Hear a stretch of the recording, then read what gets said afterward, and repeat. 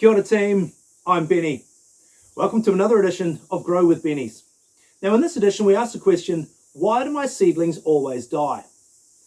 Now the first bit of good news, it's not your fault. Bob Dylan once said, it ain't me babe, and it ain't you either.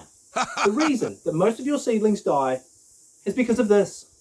I call this the six-celled punnet of doom. And it's the reason most of your seedlings die. So let's find out why that is on this edition of Grow with Bennies. Save your pennies, grow with Bennies.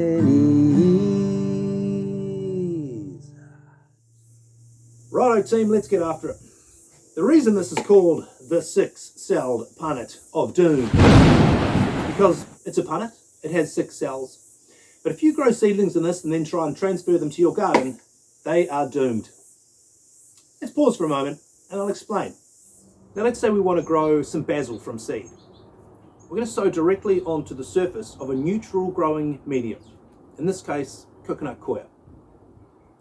Basil needs light to generate, so we're not going to cover it, we're just going to water that. We're going to let the first leaves or dicotyledons develop and the first roots or radicals, which is a way cooler name. And when these are ready to go, we're going to very carefully prick them out and we're going to put them into some potting mix that actually has nutrient in the soil.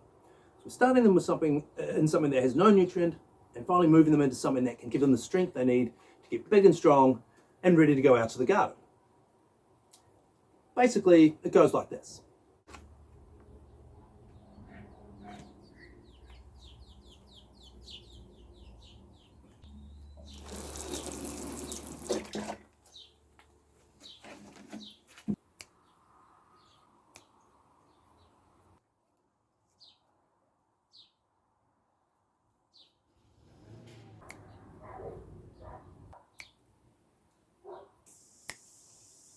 So the problem then with these is that if you're sowing a seed into this, there's far more growing medium in here than you need to germinate a seed.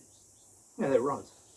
And there's nowhere near as much growing medium in here as is needed to grow a healthy seedling ready to go out to the garden.